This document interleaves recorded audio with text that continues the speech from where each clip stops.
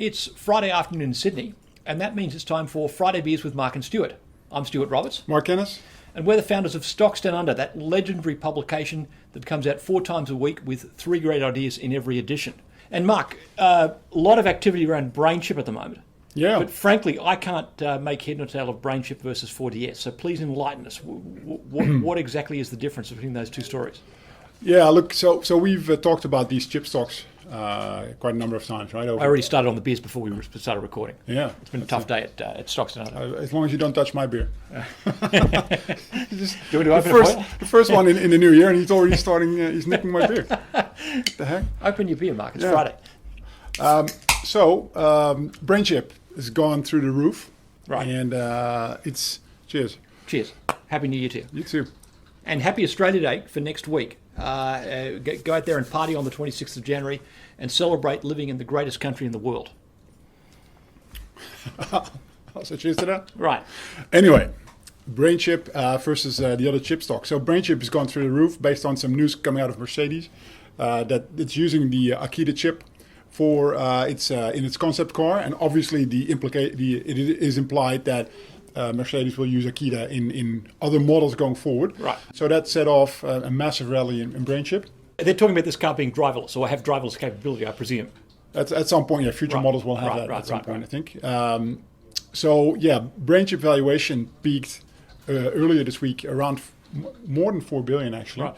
And obviously, 40 cents is way too low for a stock like that. I think 230 or 235, whatever it was at the peak, it's probably the stock getting ahead of itself a bit too much. So at the current level, and on Thursday it actually came off a little bit already during the day. At this valuation, it's probably makes sense to rotate actually into Weebit Nano, for instance, or 4DS. Right. Because if you look at the valuation for Weebit, even Thursday went up as well, but it's just 600 million versus 4 billion for BrainChip, and these companies are only about 6 months apart in terms of commercialization.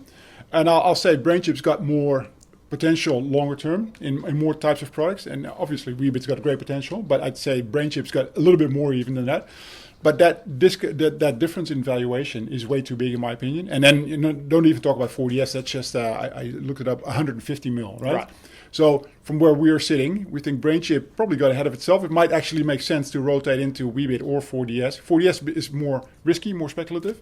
Weebit's got more is further advanced in commercialization. So there's a big gap in valuation right now. Rotating into the cheaper ones might make a lot of sense. Right. Which brings us to, we've had some interesting letters to the Love Doctors.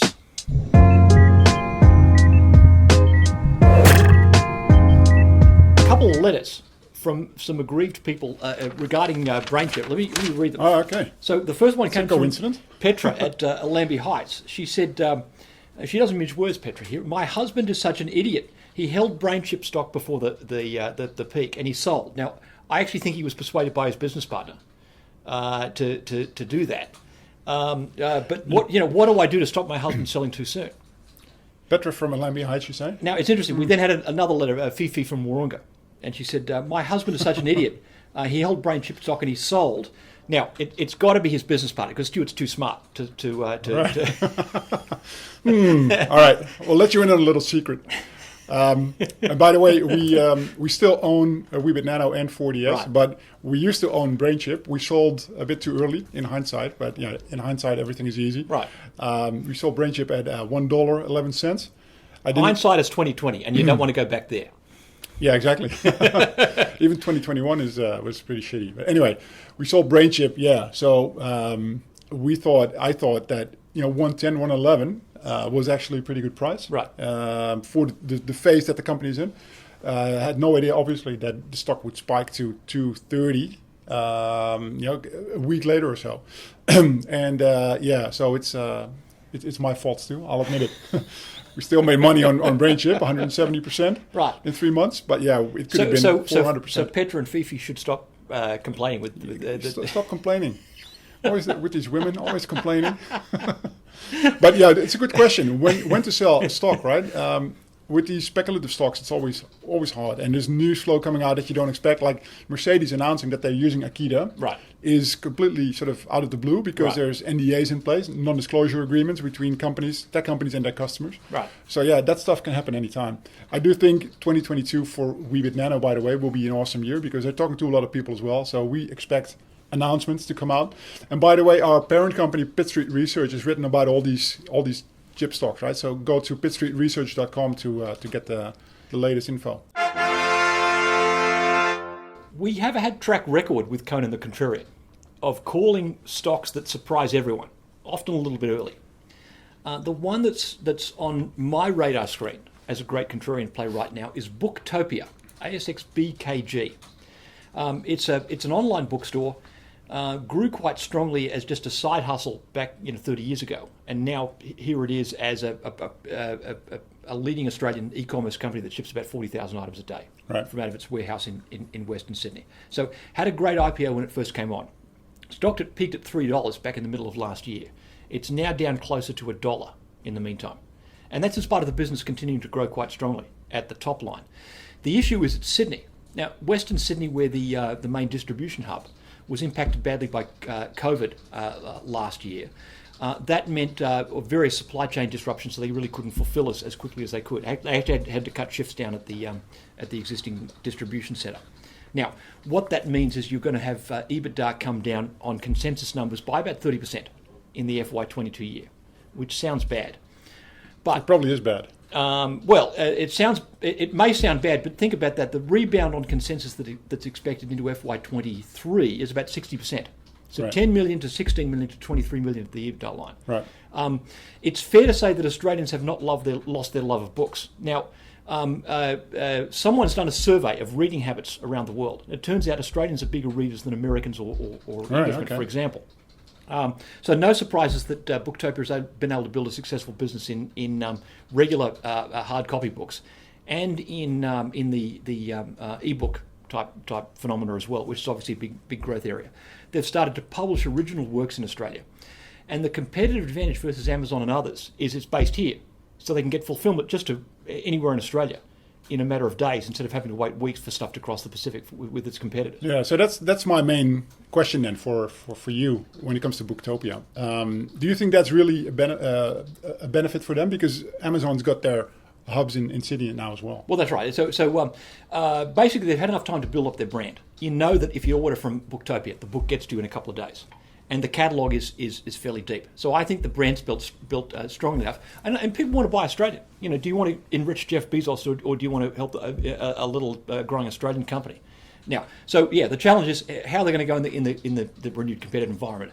The difference between Amazon and Booktopia is Amazon started with books, and now it's the everything store.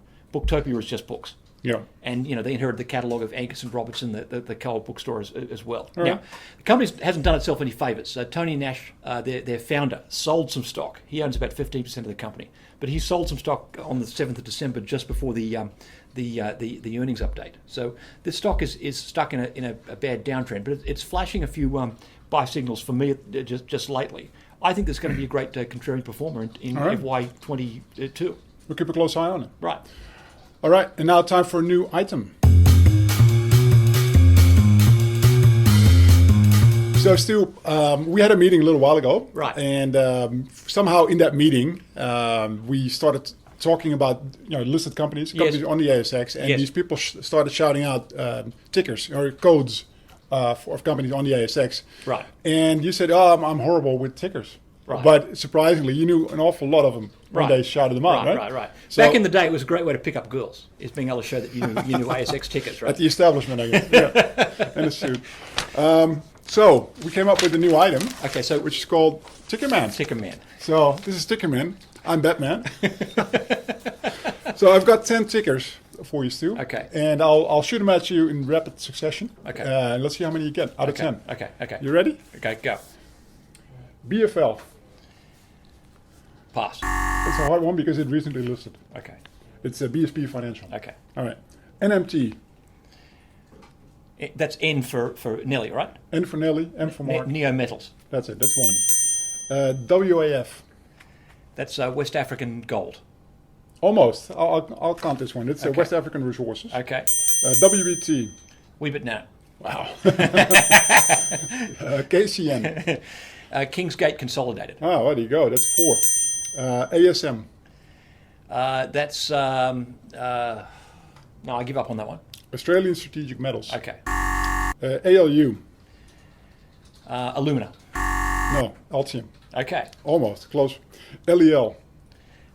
Lithium Energy. That's 5. Nice. Last one. SNZ. That would be... No, I give up again. Somerset Group. Okay. So 5 out of 10. That's all right. That's pretty good, actually. Okay. Maybe 1. Oh, another beer, I think. Right. All right, that brings us to the last item of the day, of the week, actually. The beer. No, almost. We've Right. got, so as you know, we publish articles, we have webinars, investor webinars with Stocks Down Under. Yep. We've got our topics, all available for subscribers. But we just want to talk about our best pick of the week, basically, out of the Stocks Down Under publications this week. And Right. we thought Vonex would be a good one. The standout small cap stock to watch for 2022, as per this week's edition of Stocks Down Under, is Vonex, ASX VN8. Now, there's a code on you. So what's to like about Vonex? There's a whole lot of telecommunication startups. So people who can get you PBX, internet, mobile, all the basic tools of the telecommunications trade that you as a small or medium enterprise customer would like. One of the more successful in terms of implementing for their customers has been Vonex. So they've grown quite strongly over the years through various acquisitions. They're now going national in terms of their position in most parts of the country and most parts of the telecommunications spectrum. More wholesale than retail. But they've yet to put a foot wrong in terms of making an acquisition that hasn't worked out. And they have a good way of being able to acquire a business and then cross-sell other customers. So not much consensus numbers around, but on the consensus numbers, this thing is heavily undervalued. It's capped at only 38 million. But CEO Matthew Fay has done a great job of bringing together a range of companies that serve the SME part of telecommunications space quite well. We think they've got a very good future. So go take a look at VN8, which we wrote about in Small Cap Stocks Down Under this week. All right, good stuff. Brings us to the beers. So talk us through this one. Yeah, so I can't recall if we've Marrickville. looked at this beer before. This is Big Sur from the Grifter Brewing Company. Far and away my favourite. What do they call it? Big Sur? That's California, Big Sur. right? Big Sur is a mountainous region of central California, near Simeon, between the towns of Carmel and Simeon, where Hearst had his castle at Simeon, and I think Carmel was where John Steinbeck used to live. I think so. It's a lot of actors lived in Carmel, I think. Right. So who was the mayor of Carmel 20 years ago? Clint Eastwood, I think. Clint Eastwood, yeah, Right. I think so. Yeah. Yeah. Go ahead.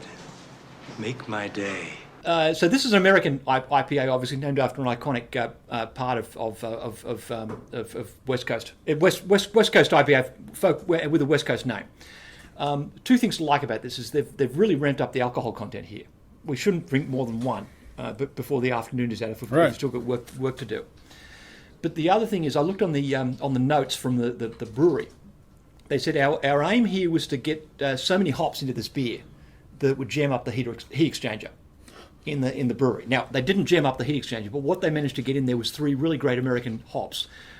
Columbus, Citra, and I think Simcoe as well. And the fruits of that is a very hopped up beer and very strong in the alcohol. But the malts, they use 2 different kind of malts to give it a firmer body than you'd get ordinarily for a West Coast IPA. So there's something in this beer to like for everyone. I keep going back to it every time I visit Jim's liquor store in Waitara, which is my local. I promise you, it'll never let you down, and I've never gotten tired of this one. So, frankly, Grifter Brewing in Marrickville, that's my favourite Sydney craft brewery.